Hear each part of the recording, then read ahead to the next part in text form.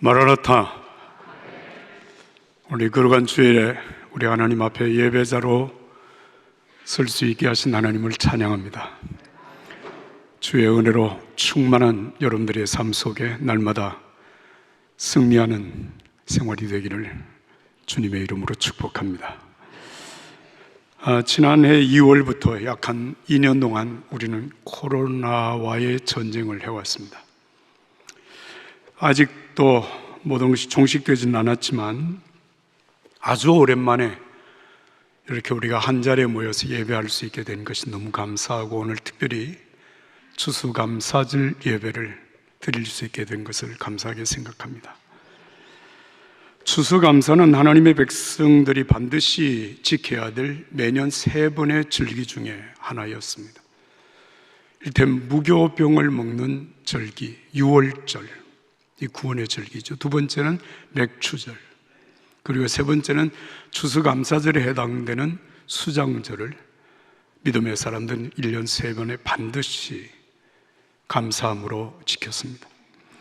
근데 오늘 우리 전 세계 교회가 지키는 추수감사절은 역사적인 한 가지 사실로부터 시작이 되었습니다.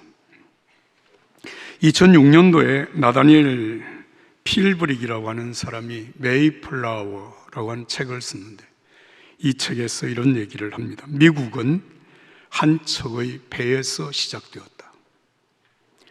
1620년 180톤의 배 메이플라워호에 102명의 청교도들이 타고 신대륙으로 항해를 출항했습니다. 오직 신앙의 자유를 찾았어. 그들은 그렇게 여행을 했습니다. 117일간의 험난한 항해 끝에 1620년 12월 24일 날 그들이 도착한 곳은 미국 동부에 있는 프리머스라고 하는 작은 항구 도시였습니다.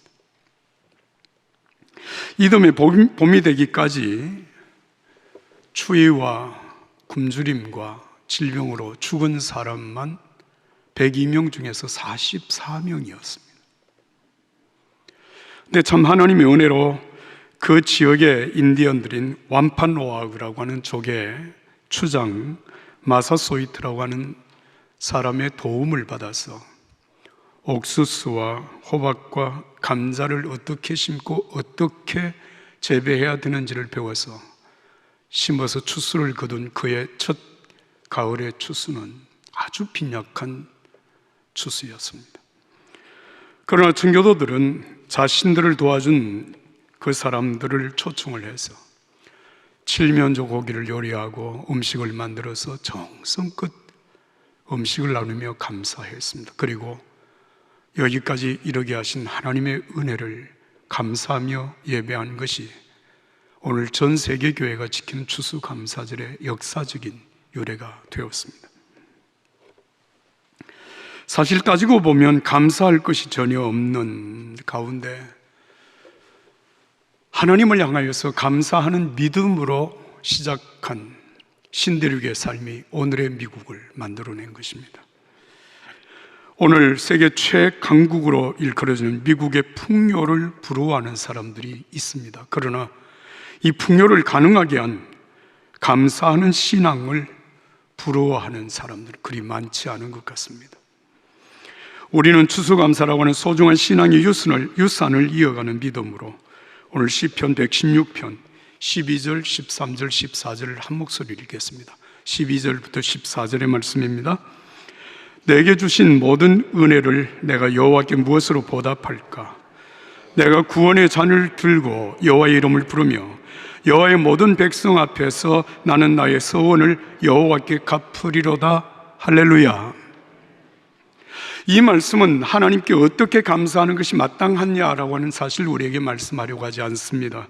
중요한 것은, 감사하는 것보다 더 중요한 것은 하나님께서 우리에게 베푸신 은혜가 무엇인가, 내가 하나님께로부터 받은 은혜가 무엇인가를 깨닫는 것이 더 중요하다라고 하는 것을 우리에게 일깨웁니다. 여러분, 우리가 받은 은혜를 진정 깨닫지 못하고 하나님 앞에 만약에 감사를 한다면 그 감사는 자칫 형식적인 감사가 되기 쉽고, 내가 드리는 감사의 분량으로 말미암아서 내 믿음을 측정하게 되는 오류를 범하기가 쉽기 때문에 그렇습니다. 여러분, 우리는 사람들의 평가보다 하나님이 그 감사를 어떻게 받으시는가를 소중히 여기는 믿음의 사람들입니다. 왜입니까?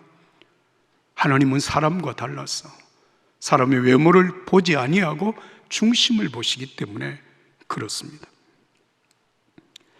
내게 주신 모든 은혜를 내가 여호와께 무엇으로 보답할까? 사랑하는 여러분, 내게 주신 하나님의 은혜, 내가 받은 하나님의 은혜를 깊이 깨달으며 하나님 앞에 감사하는 이 감사절 예배가 되기를 예수님 이름으로 축복합니다. 먼저 13절의 말씀을 다시 한번 읽습니다. 내가 구원의 잔을 들고 여호와의 이름을 부르며. 이 말씀의 배경을 여러분들이 좀 이해할 필요가 있습니다. 우리가 읽는 시편은 전부 150편으로 되어져 있는데요, 그 150편 시편 가운데 113편부터 118편까지 6편의 시편을 이집트 할렐이라고 하는 제목을 붙입니다. 여러분, 할렐이라고 하는 이 말은 우리가 흔히 사용하는 할렐루야라고 하는 앞에 두 글자이죠. 이 말의 뜻은 찬양하라고 하는 뜻이고, 할렐루야라고 하는 것은 여호와를 찬양하라고 하는 뜻입니다.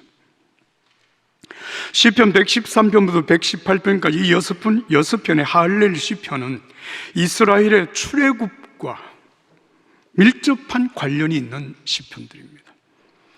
다시 말하면 430년 동안 애굽의 종살이에서 이스라엘을 구원해 주신 하나님의 구원을 감사함으로 하나님께 찬양하고 기도하는 시편이라는 말씀입니다.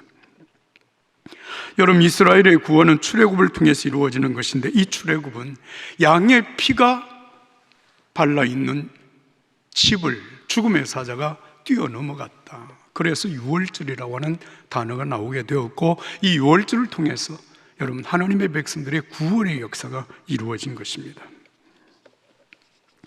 이스라엘이 하나님의 선민이 되어진 것은 여러분, 그들이 거룩하고 온전하게 살았기 때문이 아니라 정말 어린 양의 피로 말미암아 그 백성을 구원하심으로 시작된 것이고, 구원하신 하나님의 백성들을 끝까지 보호하시며 인도하신 하나님의 사랑 속에서 소위 말하는 선민 이스라엘이 세워지게 된 것입니다. 오늘 우리들의 추수감사절 예배는 바로 이 구원의 믿음으로부터 시작하는 것입니다. 예수님께서 우리를 위하여 행하신 최고의 복, 최고의 은혜는 당신의 생명을 내어주신 성만찬 예식으로부터 이루어진 것입니다. 고린도전서 11장의 말씀입니다. 주 예수께서 잡히시던 밤에 빵을 들어 감사하시고 떼시며 말씀하셨습니다. 이것은 너희를 위해 주는 내 몸이니 이 예를 행해 나를 기념하라. 이와 같이 식사 후에 또한 잔을 들고 말씀하셨습니다. 이 잔은 내 피로 세운 새 언약이니 이 예를 행해 마실 때마다 나를 기념하여라.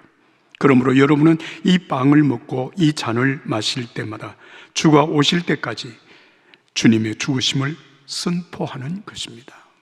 이 성찬 예식입니다. 여러분, 오늘 우리는 생명을 내어주신 예수 그리스도의 희생으로 말미암아 구원받은 하나님의 자녀들이 되었고, 여러분, 예수님이 생명을 내어주신 이 놀라운 사건은 우리들에게 새로운 유월절을 만들어낸 것입니다. 누구든지 그리스도 안에 있으면 새로운 피조물이라 이전 것은 지나갔으니 보라 새 것이 되었도다. 할렐루야입니다.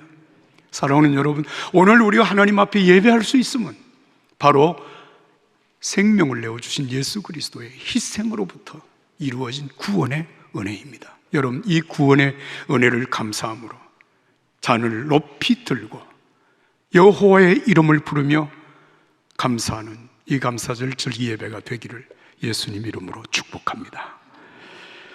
시편 116편 14절의 말씀입니다. 여호와의 모든 백성 앞에서 나는 나의 서원을 여호와께 갚으리로다. 여러분, 성도의 삶이라고 하는 것은 여호와의 모든 백성 앞에서 공개적으로 이루어지는 것이라고 말씀하십니다.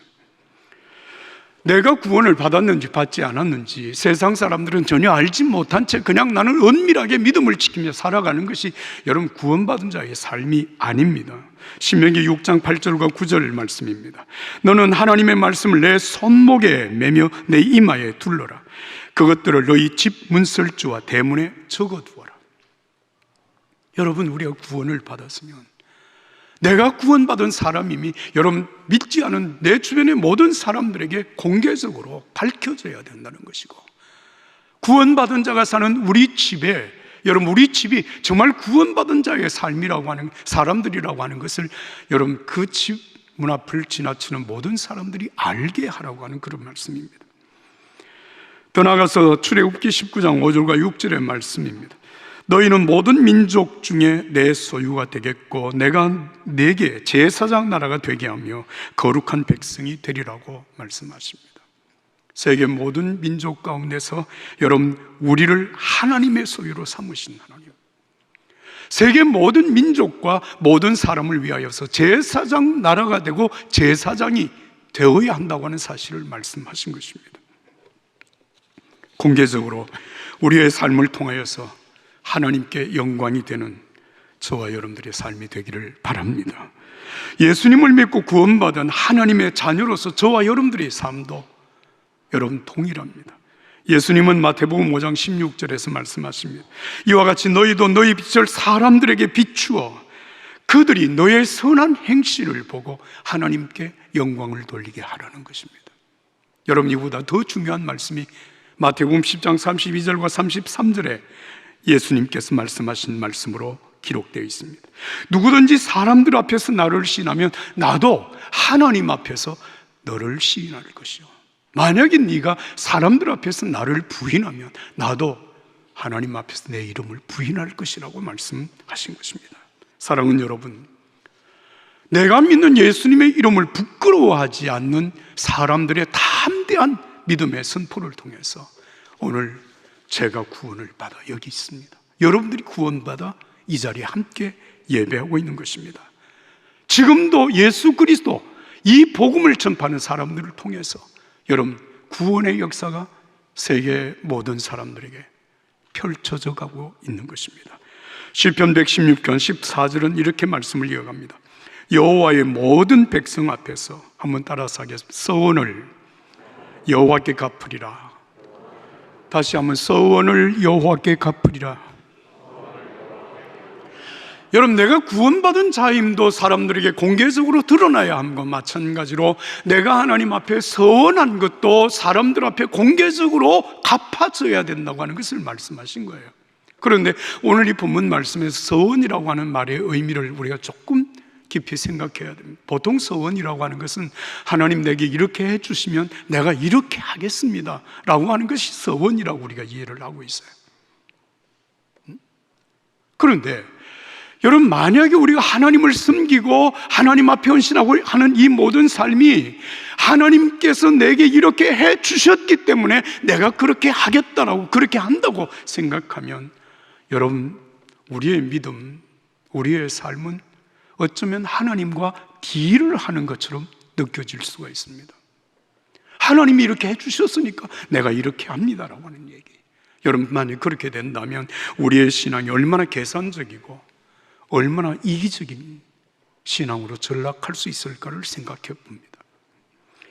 오늘 우리가 하나님 앞에 예배를 드리면서 기도하면서 여러분 마음속에 하나님 앞에 다짐하는 것들이 있잖아요. 결심하는 게 있잖아요. 그 결심과 다짐은 하나님이 내게 이렇게 주셨기 때문에 내가 다짐하고 결심하는 것이 아닙니다. 하나님이 내 기도를 응답해 주셨기 때문에 내가 이렇게 살겠습니다고 하는 다짐이 아닙니다. 하나님의 은혜로 구원받은 내가 마땅히 하나님의 뜻대로 살아야 할 내 자신이기 때문에 하나님, 기도하면서 이렇게 살겠습니다, 예배하면서 이렇게 마음속에 다짐을 합니다. 여러분, 사실 오늘 우리의 믿음의 삶이라고 하는 것은 이런 선한 결심과 다짐으로 이어져 가는 것입니다. 수많은 성경의 말씀 가운데서 우리가 정말 하나님 앞에 다짐하고 결심할 수 있는 소중한 한 구절의 말씀이 데살로니가전서 5장 18절의 말씀입니다. 범사에 감사하라. 이는 그리스도 예수 안에서 너희를 향하신 하나님의 뜻이니라. 범사에 감사하며 살겠습니다. 우리가 무엇을 하나님 앞에 감사해야 될까요? 하나님 앞에 범사에 감사하며 살겠습니다고 할 때 그 범사는 무엇을 의미할까요? 여러분, 가장 중요한 것은 내 자신에 대하여서 하나님 앞에 감사하는 것입니다. 여러분, 내가 누구입니까? 내가 무엇인데? 하나님께서 나를 구원하시기 위하여 독생자 예수 그리스도의 생명을 십자가에 내어주심으로 오늘 나를 구원하여 하나님의 자녀가 되게 하셨어요. 그 은혜를 생각하면 하나님이 나를 얼마나 소중하게 여기 얼마나 사랑하신지를 알게 되고, 내가 하나님 앞에 얼마나 소중한 존재임을 알게 되고, 여러분, 그로 말미암아 하나님 앞에 감사하는 삶이 구원받은 자의 삶입니다. 뿐만 아니라 여러분, 우리의 가족들로 인하여서 하나님 앞에 감사합니다. 여러분, 부모와 형제, 부부와 자녀들, 참 이 땅 위에서 우리가 가족이 되어서 함께 살고 있다고 하는 것이 얼마나 고마운 일인지 여러분 생각하시죠? 가끔 생각을 합니다. 부모와 자녀와의 관계를 생각해 보면 이게 참 기적이다. 기적이다. 부모의 자녀를 향한 그 사랑, 그 희생, 신비할 정도의 놀라운 사랑 속에 이루어지는 것입니다. 가족으로 말미암아 하나님 앞에 감사합니다. 세 번째는 교회를 인하여서 하나님 앞에 감사합니다. 구원받은 내 자신이 하나님의 은혜로 하나님의 말씀으로 양육함을 받는 곳이 교회이고, 여러분, 이 교회를 통하여서 믿음의 공동체 속에 우리가 한 지체가 되어서 주님을 섬기고 이 땅 위에 사람들이 영원히 구원받게 하고 하나님의 나라가 확장되어져 간다고 하는 사실을 생각하면 여러분, 교회가 있다는 것이 얼마나 감사한지. 뿐만 아니라 여러분, 우리는 이웃으로 인하여서 하나님 앞에 감사합니다. 아시죠? 나 혼자 세상에 살 수 없다는 것을, 우리 가족들만으로 세상의 일을 다 할 수 없다고 하는 것, 여러분, 이웃이 있기 때문에 함께 부대끼면서도 함께 섬기고 함께 만들어가는 이 아름다운 세상에 우리가 살아갈 수 있다는 것 생각하면 감사한 것입니다.